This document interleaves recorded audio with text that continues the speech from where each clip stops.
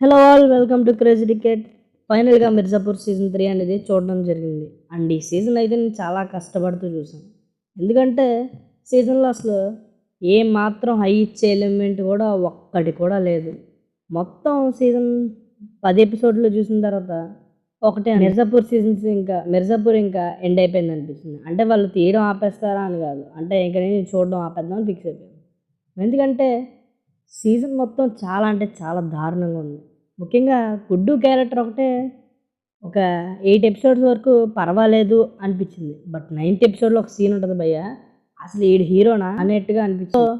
ఫైనల్గా మిర్జాపూర్ సీజన్ 4 మీద ఇంట్రెస్ట్ అయితే దొబ్బింది.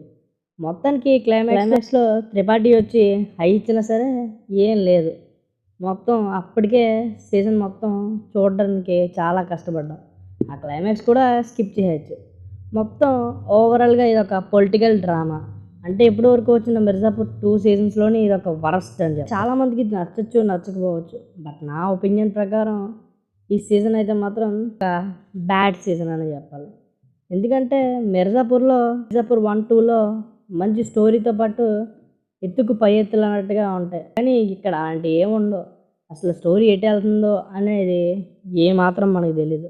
ముఖ్యంగా ముందు చెప్పిన 2 క్యారెక్టర్ని ఈ సీజన్లో సంకనాగిచ్చారు. ఆడి క్యారెక్టర్ అసలు ఎందుకు రాసుకున్నారో ఈ సీజన్లో ఎలాగ ఏం మాత్రం బాగా. మనకు తెలిసిన క్యారెక్టర్స్ గురించి చెప్పాలంటే శరత్ శుక్లగాడు లాస్ట్కి సంకనాగిపోయాడు.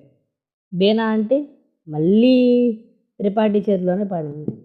ఇంకా ప్రజెంట్ అయితే సీఎం చాలా స్ట్రాంగ్గా ఉంది. బట్ మిగతా క్యారెక్టర్స్ అన్నీ కూడా బొంగులానే ఉన్నాయి. ఓవరాల్గా ఈ సీజన్ చూడాలా భయ్యా అంటే డేటాని దీనికోసం కాకుండా ప్రైమ్లో ఏమన్నా సినిమా చూడడానికి వాడితే బెటర్ ఏమో అని నా ఉద్దేశం.